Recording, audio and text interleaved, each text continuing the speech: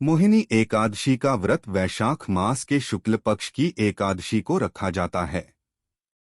इस व्रत के महात्म्य के बारे में पद्म पुराण में बताया गया है कि इस व्रत को करने से व्रती को इस जन्म के साथ ही पूर्व जन्म के पापों से भी मुक्ति मिलती है।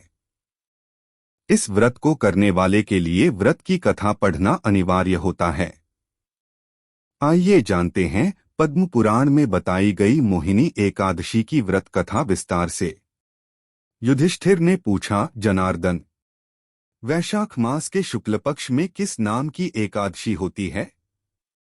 उसका क्या फल होता है तथा उसके लिए कौन सी विधि है? भगवान श्री कृष्ण बोले, महाराज, पूर्व काल में परम बुद्धिमान श्री रामचंद्र जी ने महर्षि वशिष्ठ से यही बात पूछी थी जिसे आज तुम मुझसे पूछ रहे हो।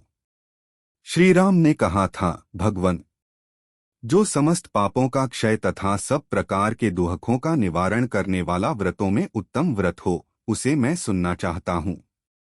वशिष्ठ जी बोले, श्री राम, तुमने बहुत उत्तम बात पूछी है। मनुष्य तुम्हारा नाम लेने से ही सब पापों से शुद्ध हो जाता है। तथापि लोगों के हित की इच्छा से मैं पवित्रों में पवित्र उत्तम व्रत का वर्णन करूंगा। वैशाख मास के शुक्ल पक्ष में जो एकादशी होती है उसका नाम मोहिनी है। वह सब पापों को हरने वाली और उत्तम है। उसके व्रत के प्रभाव से मनुष्य मोहजाल तथा पातक समूह से छुटकारा पा जाते हैं। सरस्वती नदी के रमणीय तट पर भद्रावती नाम की सुंदर नगरी है। वहां द्युतिमान नामक राजा, जो चंद्रवंश में उत्पन्न हुए थे, राज करते थे। उसी नगर में एक वैश्य रहता था जो धन धान्य से परिपूर्ण और समृद्धिशाली था। उसका नाम था धनपाल। वह सदा पुण्यकर्म में ही लगा रहता था। दूसरों के लिए पौंसला, कुआं, मठ, बगीचा, पोखरा और घर बनवाया करता था।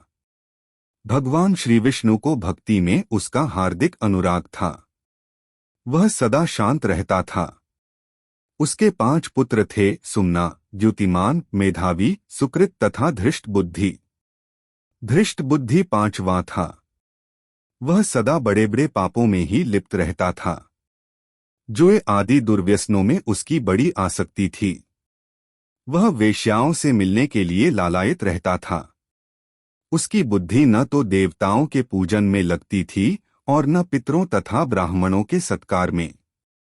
वह दुष्टात्मा अन्याय के मार्ग पर चलकर पिता का धन बर्बाद किया करता था। एक दिन वह वेश्या के गले में बांह डाले चौराहे पर घूमता देखा गया। तब पिता ने उसे घर से निकाल दिया तथा बंधु बांधवों ने भी उसका परित्याग कर दिया। अब वह दिन रात दुख और शोक में डूबा तथा कष्ट पर कष्ट उठाता हुआ इधर उधर भटकने लगा। एक दिन किसी पुण्य के उदय होने से वह महर्षि कौंडिन्य के आश्रम पर जा पहुंचा। वैशाख का महीना था। तपोधन कौंडिन्य गंगाजी में स्नान करके आए थे। धृष्ट बुद्धि शोक के भार से पीड़ित हो मुनिवर कौंडिन्य के पास गया और हाथ जोड़ सामने खड़ा होकर बोला, ब्राह्मण द्विजश्रेष्ठ, मुझ पर दया करके कोई ऐसा व्रत बताइए जिसके पुण्य के प्रभाव से मेरी मुक्ति हो। कौंडिन्य बोले, वैशाख के शुक्ल पक्ष में मोहिनी नाम से प्रसिद्ध एकादशी का व्रत करो। मोहिनी को उपवास करने पर प्राणियों के अनेक जन्मों के किए हुए मेरु पर्वत जैसे महापाप भी नष्ट हो जाते हैं।